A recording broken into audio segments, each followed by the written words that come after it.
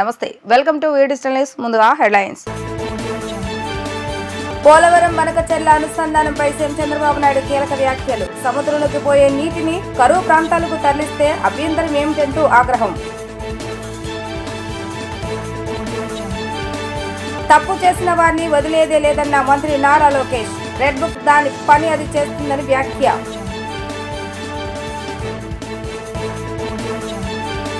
రెండు ఎమ్మెల్సీ స్థానాల్లో భారీ మెజారిటీతో కూటమి అభ్యర్థుల గెలుపు. ఎన్డీఏ ప్రభుత్వంపై ప్రజల్లో చెక్కు చెదరని ఆదరణ.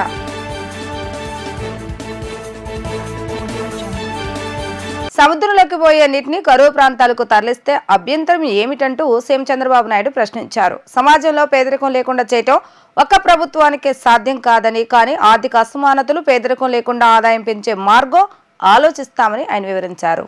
మంగళగిరిలోని టీడీపీ కేంద్ర కార్యాలయంలో నిర్వహించిన ఎమ్మెల్సీల విజయోత్సవ సభలో సీఎం చంద్రబాబు నాయుడు పాల్గొన్నారు. పోలవరం బనకచెర్ల అనుసంధానంపై కీలక వ్యాఖ్యలు చేశారు. సముద్రంలోకి వృధాగా వెళ్లే నీటిని తీసుకెళ్తామంటే కొందరు రాజకీయం చేస్తున్నారని మండిపడ్డారు. కాళేశ్వరం ప్రాజెక్టును తాను ఏనాడు వ్యతిరేకించలేదని స్వాగతించానని తెలిపారు. గోదావరిపై ప్రాజెక్టులు కట్టి మీరు కూడా నీరు తీసుకోండి అని గోదావరి ఒకటే తెలుగు ప్రజలకు శ్రీరామ రక్ష అని సీఎం అన్నారు. గోదావరిపై ప్రాజెక్టులు కట్టి తెలంగాణ కూడా కరువు ప్రాంతాలకు నీటిని తరలించవచ్చని సీఎం చంద్రబాబు నాయుడు అన్నారు. ఏపీకి తరలించే నీటి విషయంలో తెలంగాణ బాధపడవద్దని, చివరి ప్రాంతాలకు మిగులు జలాలు తీసుకునే అధికారం ఉందని వెల్లడించారు. త్వరలోనే తల్లికి వందనం అమలు చేస్తామని వెల్లడించారు. అన్నదాత సుఖీభవ కింద రైతులకు డబ్బులు, మత్స్యకారులకు ఇచ్చిన హామీ మేరకు 25,000 అందజేస్తామని హామీ ఇచ్చారు. డబుల్ ఇంజిన్ సర్కారు ఉన్న చోటే అభివృద్ధి ఉంటుందని అన్నారు.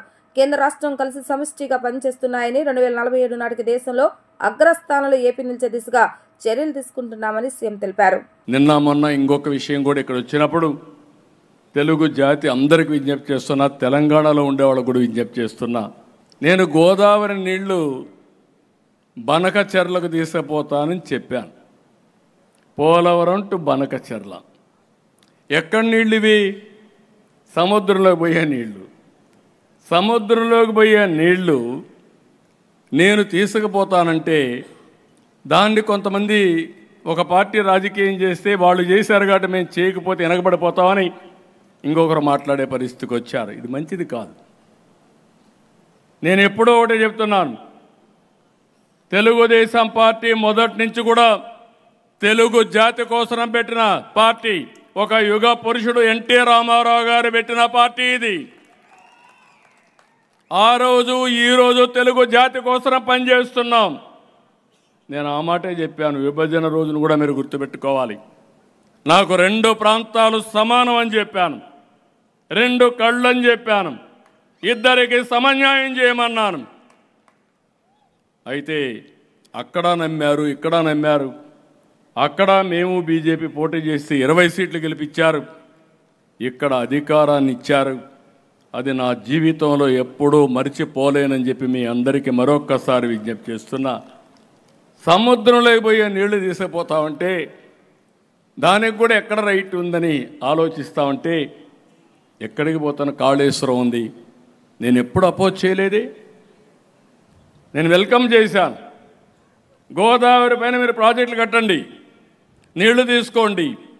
గోదావరి ఒకటే తెలుగు జాతికి శ్రీరామ రక్ష. నీళ్లు సముద్రం లేకపోతున్నాయి. 100 సంవత్సరాల చరిత్ర, 1000 టీఎంసీ నీళ్లు సముద్రం లేకపోతున్నాయి. నా కోరిక ఇదే కాదు, గంగా కావేరి నదుల అనుసంధానం చేయాలి. ప్రధానమంత్రి నరేంద్ర మోడీ గారి కంటే ముందు వాజ్పేయి గారు ఒక టాస్క్ ఫోర్స్ కూడా వేశారు.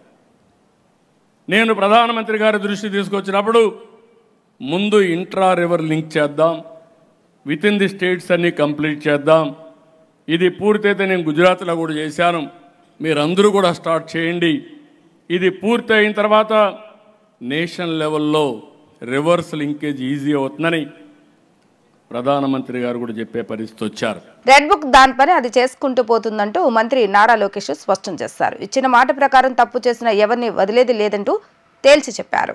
2023 పట్టభద్రుల ఎన్నికల్లోనే వైఎస్ఆర్సీపీకి దిమ్మ తిరిగి సీన్ రివర్స్ అయిందని గుర్తు చేశారు. దేశానికి సంక్షేమం పరిచయం చేసింది ఎన్టీఆర్ అని ఆయన కొనియాడారు. పట్టభద్రుల ఎమ్మెల్సీ విజయోత్సవ సభ గుంటూరు జిల్లా మంగళగిరి టీడీపీ కేంద్ర కార్యాలయం ఎన్టీఆర్ భవన్లో నిర్వహించారు. ఈ సభకు సీఎం చంద్రబాబు నాయుడు, కూటమి మంత్రులు, ఎమ్మెల్యేలు, ఎమ్మెల్సీలు పాల్గొన్నారు.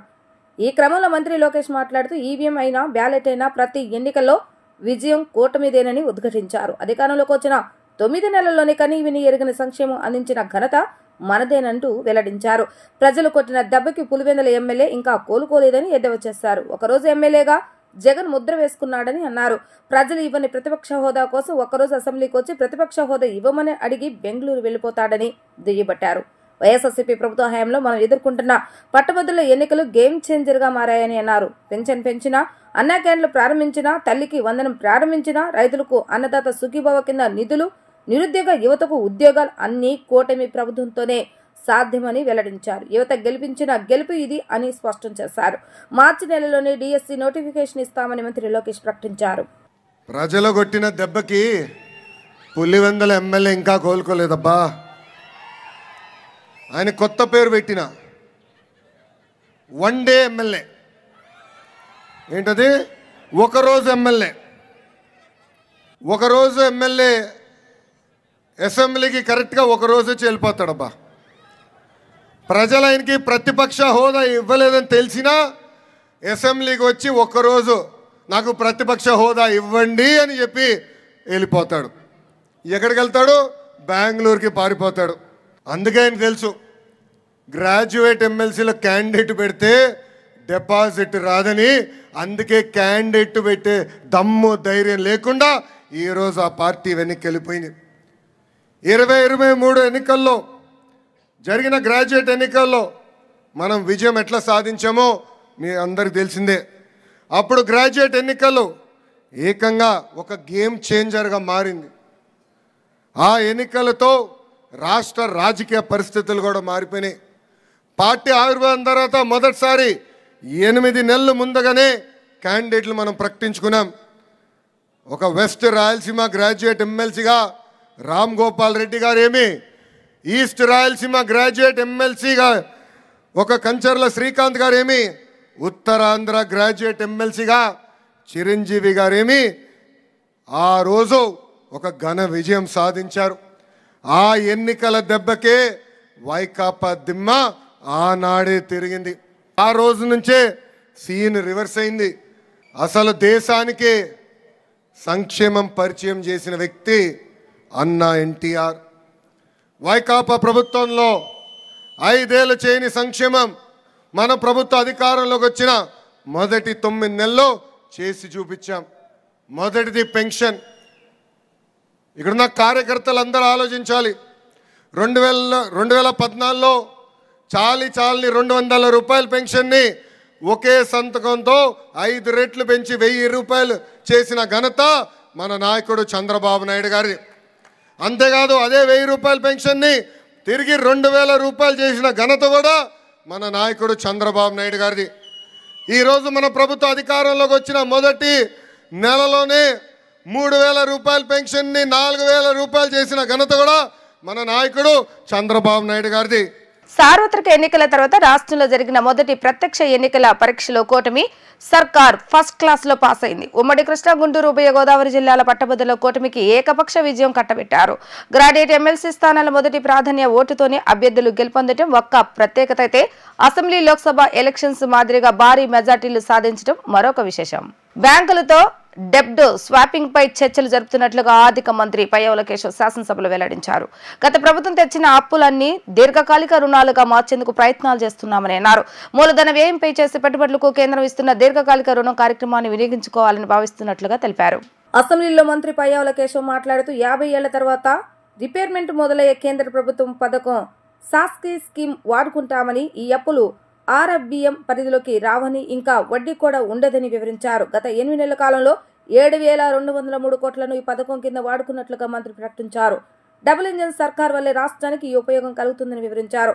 వైఎస్ఆర్సీపీ హయాంలో ఢిల్లీకి వెళ్లి కేసుల గురించి మాత్రమే లాబింగ్ చేసుకున్నారే తప్ప రాష్ట్ర ప్రయోజనాలు ఆలోచించలేదని విమర్శించారు. వైఎస్ఆర్సీపీ నాయకులు ప్రపంచవ్యాప్తంగా రాష్ట్రం పరువు పోయేలా చేశారని మండిపడ్డారు.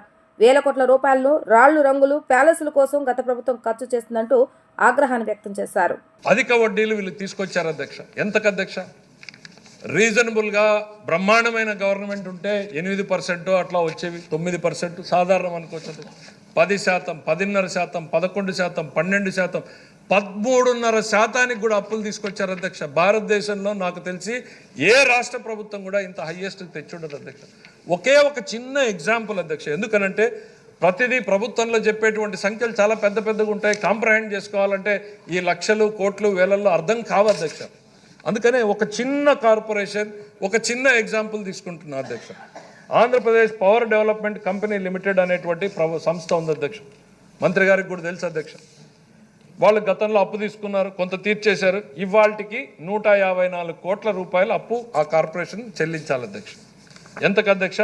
13% 4 వడ్డీ తీసుకొచ్చారు అధ్యక్ష. అంటే సంవత్సరానికి 20.6 కోట్లు వడ్డీ మాత్రమే కట్టాలి అధ్యక్ష. 20.6 కోట్లు దాని మీద వడ్డీ కట్టాలి అధ్యక్ష. మేము ఇవాళ బ్యాంకులతో సంప్రదింపులు చేస్తున్నాం అధ్యక్ష. ఈ మార్చ్ 31 డెడ్ లైన్ పెట్టుకున్నాం అధ్యక్ష. ఈ ఒక్క కార్పొరేషనే కాదు అధ్యక్ష, 141 కార్పొరేషన్లను గుర్తించాం అధ్యక్ష. హై ఇంట్రెస్ట్ రేట్తో తీసుకొచ్చినటువంటి 141 కార్పొరేషన్లను గుర్తించాం అధ్యక్ష. ఈ సందర్భంగా మా ఫైనాన్స్ టీమును కూడా ఈ సభ ద్వారా కూడా అభినందన తెలియజేయాలనుకుంటున్నా అధ్యక్ష. రేయింబగళ్ళు కష్టపడుతున్నారు అధ్యక్ష. గత పాలనలో వీళ్ళు చేసినటువంటి అరాచకాల్ని గుర్తించి వాటిని ఏ రకంగా సరిదిద్దాలి అనేటువంటి ప్రయత్నంలో 141 కార్పొరేషన్లను గుర్తించారు అధ్యక్ష. ఒక్కొక్కరు బ్యాంకుల్ని పంచుకున్నారు అధ్యక్ష. బ్యాంకులతో నెగోషియేషన్ స్టార్ట్ చేశారు అధ్యక్ష. బ్యాంకులు నిర్ణయాలు తీసుకున్నాం. మేము ఇవాళ గట్టిగా నమ్ముతున్నాం, విశ్వసిస్తున్నాం అధ్యక్ష. బ్రాండ్ చంద్రబాబు ఈ saving the state of Andhra Pradesh నేను చెప్పగలుగుతున్నాను అధ్యక్ష. నేను చెప్పాము అధ్యక్ష, మేము రూపాయి ఎక్కడ ఖర్చు పెడుతున్నామంటే ప్రొడక్టివిటీ ఉండే క్యాపిటల్ ఇన్వెస్ట్మెంట్ ఇరిగేషన్ ప్రాజెక్టు ప్రజలకు పనికి వచ్చేది. వాళ్ళు ఎక్కడ ఖర్చు పెట్టారు అధ్యక్ష? ఋషికొండ ప్యాలెస్లకు ఖర్చు పెట్టారు అధ్యక్ష.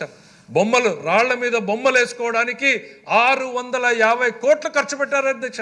ఏం చెప్పుకుంటారు అధ్యక్ష ప్రజలకు? వీళ్ళు రంగులు వేసుకోవడానికి 100 కోట్లు ఖర్చు పెట్టుకున్నారు అధ్యక్ష. పాస్బుక్ల మీద బొమ్మలు వేసుకోవడానికి ఎవరు ఆస్తి అధ్యక్ష? ఇది రూపాయి కోసం తపన పడి ఆరాటపడేటువంటి లీడర్షిప్ ఒకవైపు కనపడతా ఉంటే, ప్రజాధనాన్ని విచ్చలవిడిగా పర్సనల్ ప్రమోట్ చేసుకోవడానికి ఖర్చు పెట్టినటువంటి పాలకుల్ని ప్రజలు ఇవాళ గుర్తుంచుకోవాలి అధ్యక్ష. ఇవి ప్రజలకు గుర్తు చేస్తూనే ఉండాలి అధ్యక్ష. మనం ఎవరం కూడా అయిపోయిందిలే ప్రజలు తీర్పు ఇచ్చారనేటువంటిది కాదు అధ్యక్ష. సిగరెట్ తాగడం హానికరం అని ఎట్లా చెప్తూ ఉండాలో, ఇంట్లో పెళ్ళాం ఎట్లా జోరీగలాగా చెప్తా ఉంటుందో, మనం కూడా ఖచ్చితంగా రిమైండ్ చేస్తూనే ఉండాలి. ఈ వైసీపీ అనేటువంటిది రాష్ట్రానికి, సమాజానికి హానికరం అనేటువంటిది పదే చెప్తూనే ఉండాలి అధ్యక్ష. ప్రతిపక్ష హోదాపై వైఎస్ జగన్మోహన్ రెడ్డి హైకోర్టుకు కూడా వెళ్లారని స్పీకర్ అయ్యన్న పాత్రుడు తెలిపారు. ప్రతిపక్ష నాయకుడిగా తనను ప్రకటించేలా ఆదేశించాలని కోర్టులో ఆయన పిటిషన్ వేశారని చెప్పారు. ఇందులో సభాపతిని, శాసన వ్యవహారాల మంత్రిని ప్రతివాదులుగా చేర్చాలని పేర్కొన్నారు. న్యాయ ప్రక్రియ కొలిక్కి వచ్చే వరకు తాను వేచి చూద్దామని అనుకున్నట్లుగా వివరించారు. శాసనసభ సమావేశాల్లో భాగంగా అయ్యన్న మాట్లాడుతూ స్పీకర్కు హైకోర్టు సామాన్లు జారీ చేసిందని కూడా వార్తలు వస్తున్నాయని పేర్కొన్నారు. జగన్ పిటిషన్ కు విచారణ అర్హత ఉందో లేదో ఇంకా నిర్ధారణ జరగలేదన్నారు. కానీ ఆయన నిరాధార ఆరోపణలతోనే తప్పుడు ప్రకటనలు చేస్తున్నారని తెలిపారు. జగన్ చేస్తున్న ఆరోపణలు గందరగోళానికి దారితీస్తున్నాయని చెప్పారు. అందుకే తప్పుడు ప్రచారానికి తెరదించాలని నిర్ణయించుకున్నట్లుగా వివరించారు. ప్రతిపక్ష హోదా ఇవ్వాలంటే సరైన సంఖ్యాబలం ఉండాలని చట్టం చెప్తుంది. 175 మంది సభ్యులున్న శాసనసభలో కనీసం 18 మంది సభ్యులు బలం ఉంటే తప్ప ఇది రాదు. కనీసం 10% సభ్యులుంటేనే ప్రతిపక్ష హోదా వస్తుందనే నిబంధనను జగనే గతంలో సభలో ప్రస్తావించారు. ఇవన్నీ తెలిసి కూడా జగన్ చేసిన సంధి ప్రేలాపాలను సభాపతి హోదాలో క్షమించి వదిలేస్తున్నారని ఆయన వ్యాఖ్యానించారు. మీ అందరికీ తెలుసు, ఈ 16వ శాసనసభలో సభ్యులైనటువంటి జగన్మోహన్ రెడ్డి గారు 24/6/2024 తేదీన నాకు ఒక లేఖ రాశారండి. ఆ లేఖలో అంతా చూస్తే అభియోగాలు, ప్రలాపనలు, బెదిరింపులమయం, అంతకంటే ఏమీ లేదు. దానికి తోడు తనకు ప్రతిపక్ష నాయకుడి హోదా అర్హత ఉందంటూ అసంబద్ధ వాదన చేస్తున్నారు. మీరందరూ చూస్తున్నారు టీవీలో దీన్ని. కానీ ఆ లేఖలో ఎలాంటి ప్రత్యేక అభ్యర్థన లేదన్న విషయాన్ని మీరందరూ గమనించాలి. ఈ లేఖ రాసిన కొద్ది రోజుల తర్వాత జగన్మోహన్ రెడ్డి గారు ఆంధ్రప్రదేశ్ హైకోర్టుని ఆశ్రయించారు. హైకోర్టు కూడా వెళ్ళారు. విచిత్రం ఏమిటంటే, తనకు ప్రతిపక్ష నాయకుడిగా ప్రకటించవలసిందిగా శాసనసభ కార్యదర్శిని, స్పీకర్ కార్యదర్శిని ఆదేశించాలని ఆ రిట్ పిటిషన్లో విజ్ఞప్తి చేశారు. జగన్మోహన్ రెడ్డి గారు పిటిషన్ ఇంకా విచారణ అర్హత కలిగి ఉన్నదో లేదో అని నిర్ధారించే దశలోనే ఉంది. ఇంకా డిప్యూటేషన్ వేసే అర్హత ఉందా లేదా మీకు అని చెప్పి ఆ దశలోనే ఇంకా ఉంది. అదే సభ సమావేశంలో కావడానికి అవసరమైన క్వారం కనీసం సమానంగా ఉంటే సభలో మొత్తం సభ్యుల్లో 10ంట ఒక వంతు సంఖ్యాబలం తప్పక కలిగి ఉండాలి. ఈ చరిత్రాత్మక డైరెక్షన్ను పార్లమెంట్లో ఆంధ్రప్రదేశ్ శాసనసభతో సహా అన్ని రాష్ట్రాలు చట్టసభల్లోని పాటిస్తున్నారు. ఏ ఒక్క ప్రతిపక్ష పార్టీకి ఎన్నికల్లో కనీసం 10% సీట్లు రాలేదు కనుక ఎవరికీ ప్రతిపక్ష నాయకుడిగా గుర్తింపు దక్కలేదు. అలాగే 5, 7, 8, 16, 17వ లోక్సభలలోనూ 10% సూత్రాన్ని పాటించడంతో ప్రతిపక్ష నాయకుడిగా ఎవరు గుర్తింపు పొందలేకపోయారు. ఇటీవల పొరుగులోనూ ఉన్న తెలుగు రాష్ట్రాల్లో 2019న ప్రతిపక్షంలో ఉండే అతిపెద్ద పార్టీ నాయకుడు ప్రతిపక్ష నాయకుడిగా సభాపతి గుర్తింపు ఇచ్చారు. కానీ కొద్ది నెలల తర్వాత 9/6/2019 తన సభలో ఆ ప్రతిపక్షానికి సంఖ్యాబలం 10% కంటే తగ్గిందన్న నిర్ధారణకు రాగానే సభాపతి ప్రతిపక్ష నాయకుని ఇచ్చిన గుర్తింపును ఉపసంహరించుకున్నారు. అలాగే 8వ లోక్సభలో తెలుగుదేశం పార్టీకి 10% సంఖ్యాబలం లేకపోయినా ఉపేంద్ర గారిని ప్రతిపక్ష నాయకుడిగా గుర్తింపు లభించిందన్న మాట కూడా అవాస్తవం. మనం మాట్లాడుతున్నాం టీవీలో ఉపేంద్ర గారికి ఇచ్చారు కదా మీరని, అది వాస్తవం కాదు. నేను రికార్డ్ అంతా వెరిఫై చేయించాను, అది వాస్తవం కాదు. ఉపేంద్ర గారు ఆనాటి సభాపతి టీడీపీ గ్రూపు నాయకుడికి మాత్రమే నిర్ణయించారు. దాన్ని ఇతను ఇష్టం వచ్చినట్టుగా అవాస్తవాలు మాట్లాడే పరిస్థితికి వచ్చింది. ఈ వాస్తవాలను సాంప్రదాయాలను దృష్టిలో ఉంచుకుంటే 175 మంది సభ్యులున్న నేటి ఆంధ్రప్రదేశ్ శాసనసభ అతిపెద్ద ప్రతిపక్ష పార్టీకి కనీసం 18 మంది సభ్యులు ఉంటే తప్ప ప్రతిపక్ష నాయకుడి హోదా రాదని అందరికీ అర్థమవుతుంది. శాసనసభ ఆర్థిక కమిటీలు నెలలో కనీసం 2 సార్లు సమావేశం కావాలని శాసనసభ స్పీకర్ చింతకాల అయ్యన్న పాత్రుడు సూచించారు. రాష్ట్ర శాసనసభ భవనంలో శాసనసభ ప్రజాపదుల కమిటీ, శాసనసభ అంచనాల కమిటీ మరియు ప్రభుత్వ సంస్థల కమిటీల ప్రాథమిక సమావేశం ఆయన అధ్యక్షతన జరిగింది. ఈ సందర్భంగా స్పీకర్ చింతకాయల అయ్యన్న పాత్రుడు మాట్లాడుతూ కమిటీలు ఏర్పాటు చేయడంలో ఇప్పటికే చాలా ఆలస్యమైందని అన్నారు. కమిటీ మెంబర్లు చాలా చురుగ్గా ఉండాలని, తద్వారా అసెంబ్లీ ప్రొసీడింగ్స్ లో కానీ అసెంబ్లీని నడిపించడంతో ఎంతో సులభమవుతుందని అన్నారు. గతంలో ఎన్టీఆర్ హయాంలో బడ్జెట్ సమావేశాలు 60 రోజుల పాటు జరిగేవని, అవి అర్ధరాత్రి 12 గంటల వరకు కూడా జరిగేవని అన్నారు. అలాంటివి నేడు 15 రోజులకు తగ్గిందన్నారు. ఢిల్లీలో ఏర్పాటు చేసిన అన్ని రాష్ట్రాల స్పీకర్ల సమావేశంలో పాల్గొన్నప్పుడు ఏ రాష్ట్రమైనా సరే అసెంబ్లీ సమావేశాలను సంవత్సరానికి కనీసం 60 రోజుల పాటు జరపాలని తీర్మానం చేయడం జరిగిందని అన్నారు. ఇందుకు అన్ని రాష్ట్రాల సభాపతులు ఆమోదం తెలిపారు. కాబట్టి ఈ కమిటీలు నెలలో కనీసం 2 సార్లు సమావేశాలు నిర్వహించుకోవాలని అన్నారు. ఏ ఉద్దేశంతో అయితే ఈ కమిటీలు ఏర్పాటు చేశారో ఆ లక్ష్యాల సాధనకు అనుగుణంగా సభ్యులందరూ సహకరించి సమావేశాలు నిర్వహించుకోవాలని అన్నారు.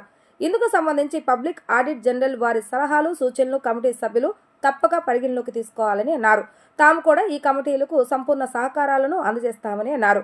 డిప్యూటీ స్పీకర్ కనుమూరి రఘురామకృష్ణరాజు మాట్లాడుతూ ఈ 3 కమిటీలు ఎంతో ముఖ్యమైనవని, దీనికి సంబంధించిన చైర్మన్లు, సభ్యులందరూ అర్థవంతంగా చర్చల్లో పాల్గొనాలని అన్నారు. అలాగే క్షేత్రస్థాయి పర్యటనలు కూడా చేయాల్సి ఉంటుందని అన్నారు. ఈ కమిటీలు తరచూ సమావేశాలు నిర్వహించుకోవాలని సూచించారు. ఈ కమిటీల సమావేశాలను మినీ అసెంబ్లీలుగా భావించి పాల్గొనాలని అన్నారు. ఈ సమావేశాలు శాసనసభ సమావేశాలు అంత ముఖ్యమైనవిగా భావించాలని తెలిపారు. ఈ సమావేశాలను గతంలో ఏనాడు లేని విధంగా నిర్వహించి మంచి పేరును తీసుకురావాలని అన్నారు. Public accounts committee chairman Burla Ramanjaneyulu మాట్లాడుతూ ఈ పదవి తనకు దక్కిన గౌరవంగా భావిస్తున్నానని, తనను చైర్మన్గా నియమించినందుకు గాను సభాపతికి ధన్యవాదాలు తెలుపుతున్నానని అన్నారు. పార్టీలకు అతీతంగా, పారదర్శకంగా, వివేకవంతంగా తమ కమిటీ పనిచేస్తుందని అన్నారు. ఎస్టిమేట్ కమిటీ చైర్మన్ జోగేశ్వరరావు మాట్లాడుతూ తనను చైర్మన్గా నియమించినందుకు గాను శాసనసభాపతికి, రాష్ట్ర ముఖ్యమంత్రి నారా చంద్రబాబు నాయుడుకు, ఉప ముఖ్యమంత్రి పవన్ కళ్యాణ్కు ధన్యవాదాలు తెలిపారు. ఈ కార్యక్రమంలో పాల్గొన్న అందరికీ ధన్యవాదాలు తెలుపుతూ తనకు అప్పగించిన కమిటీ బాధ్యతలను సక్రమంగా నిర్వహిస్తానని అన్నారు. క్రైస్తవులు విభూది బుధవారాన్ని దేవుని పశ్చాత్తాపానికి చిహ్నంగా భావిస్తారని పెజ్జోనిపేట ఆసియం చర్చ్ విచారణ గురువులు ఫాదర్ జేమ్స్ చెరువత్తర్ తెలిపారు. విభూది బుధవారాన్ని మొదలుకొని అనేక మంది క్రైస్తవులు ఈ 40 రోజుల పాటు ఉపవాసం దీక్షలు చేపడతారని చెప్పారు. మాంసాహారం భుజించకపోవటం, ఆధ్యాత్మిక క్రమశిక్షణతో అధిక సమయం దేవాలయంలో గడపటం, యేసు ప్రభుని శిలువ శ్రమలను గుర్తు చేసుకుంటూ ప్రతి శుక్రవారం శిలువ మార్గంలో పాల్గొనడం చేస్తుంటారని వివరించారు. క్రైస్తవులు ఎంతో భక్తితో 40 రోజుల పాటు చేపట్టే ఉపవాస దినాలు నేటి విభూది బుధవారం నుంచి పెజ్జోనిపేట ఆసియం చర్చిలో ప్రారంభమయ్యాయి. విచారణ గురువుల ఫాదర్ జేమ్స్ చెరువత్తర్ తొలుత దివ్య బలి పూజ సమర్పించిన అనంతరం పలువురు భక్తులకు దీక్షమాలను వేశారు. ఈ సందర్భంగా ఫాదర్ మాట్లాడుతూ క్రైస్తవులు విభూతి బుధవారాన్ని దేవుని ప్రత్యాతాపానికి చిహ్నంగా భావిస్తారని తెలిపారు. విభూతి బుధవారాన్ని మొదలుకుని అనేక మంది క్రైస్తవులు ఈ 40 రోజుల పాటు ఉపవాస దీక్షలు చేపడతారని చెప్పారు. దేవుని భక్తులు నుదుటిపైన భస్మం ఉంచుకోవటం వలన ఈ పద్ధతికి పేరు పొందపరచబడిందని చెప్పారు. సాధారణంగా మునుపటి సంవత్సరపు మట్టల ఆదివారంలో ఉపయోగించిన మట్టలను కాల్చి ఈ బూడిద సేకరిస్తారని తెలిపారు. క్రైస్తవ మతంలో విభూతి బుధవారం శ్రమ దినాలకు మొదటి రోజుగా అనగా ఈస్టర్ ముందు 40 రోజులు క్రీస్తు అనుభవించిన శ్రమలకు గుర్తుగా ఈ ఉపవాస దినాలు ఆచరిస్తారని అన్నారు. అనేక మంది క్రైస్తవులు 40 రోజులు ఉపవాసం పశ్చాత్తాపం ప్రార్థనలో పాల్గొంటారని అన్నారు. మాంసాహారం భుజించకపోవటం, ఆధ్యాత్మిక క్రమశిక్షణతో అధిక సమయం దేవాలయంలో గడపటం, యేసు ప్రభుని శిలువ శ్రమలను గుర్తు చేసుకుంటూ ప్రతి శుక్రవారం శిలువ మార్గంలో పాల్గొనడం చేస్తుంటారని వివరించారు. ఈ శ్రీ సభలో మన కథోలిక సభలో ఈరోజు తపస్సు కాలము ప్రారంభిస్తున్నాం. తపస్సు కాలం అంటే ప్రార్థన, ఉపవాసము, దాన ధర్మము. దానికి ప్రభు వాక్యాన్ని అనుసరించి మొట్టమొదటిగా దేవుని యొక్క వాక్యములు, సువార్తను, యేసుక్రీస్తు సువిశేషములు నీకు నాకు అర్థం కావాలంటే సభ ఏం పలుకుతుందంటే పశ్చాత్తపడండి, యేసుక్రీస్తు సువిశేషమును విశ్వసించండి. ఆ అంశంతో ఈ తపస్సు కాలము ప్రారంభిస్తున్నాం. ఈరోజు 40 రోజుల్లో మనము ఈస్టర్ పండుగకు ముందు ఇది తయారు చేసుకుంటూ దేవుని యొక్క రక్షణ మార్గంలో జీవించడానికి సంఘస్థులుగా, పెద్దలుగా మనము ప్రయాసపడి త్యాగముగా ఈ రక్షణ మార్గంలో జీవించడానికి తోడ్పడుతున్నారు. దీనికి సహకరించిన సంఘ పెద్దలకు, మన విచారణ కౌన్సిల్ మెంబర్స్కు, మన సంఘస్థులకు అందరికీ, ముఖ్యంగా యువకులకు ధన్యవాదాలు అర్పించి అందరు కలిసి దేవుని యొక్క రక్షణ మార్గంలో జీవించడానికి ఈ తపస్సు కాలము, ముఖ్యంగా ఈరోజు విభూతి అంటే వినయముగా, నేను మానవుడా, నీవు మట్టి నుంచి వచ్చిన వాడు, మట్టిలోనికి తిరిగి వెళ్లాల్సిందే. దేవుని యందు రుణపడి జీవించడానికి వినయముగా మనము ఈ బూడిది నెట్టి మీద ఆశీర్వదించి సిలువ గుర్తు వేసి ప్రభు విశ్వాసముతో జీవించడానికి మనం తోడ్పడుతున్నాం. దాని యందు ప్రార్థన, ఉపవాసము, దాన ధర్మం చేస్తూ దేవుని మార్గంలో జీవించడానికి అందరూ ప్రార్థన చేసుకోండి, ప్రయత్నించండి. అందరికీ సమాధానముగా, ఐక్యముగా ఉన్నట్లుగా మన దేశంలో కానీ మన ప్రపంచంలో కానీ సమాధానము, రక్షణ కలగాలని ఆ యేసుక్రీస్తు నామమున వేడుకుంటున్నాము. వార్తలు ముగించే ముందు హెడ్లైన్స్ మరొకసారి. పోలవరం బనకచెర్ల అనుసంధానంపై సీఎం చంద్రబాబు నాయుడు కీలక వ్యాఖ్యలు. సముద్రంలోకి పోయే నీటిని కరువు ప్రాంతాలకు తరలిస్తే అభ్యంతరం ఏమిటంటూ ఆగ్రహం. తప్పు చేసిన వారిని వదిలేదే లేదన్న మంత్రి నారా లోకేష్. రెడ్ బుక్ దాని పని అది చేస్తుందని వ్యాఖ్య.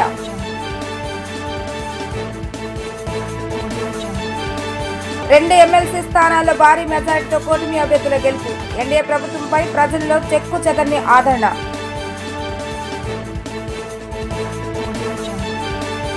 ఇవి ఈ రోజు వార్తా విశేషాలు. మరలా తిరిగి ప్రసారం అవుతారు. మళ్ళీ కలుద్దాం. అంతవరకు సెలవు. నమస్కారం.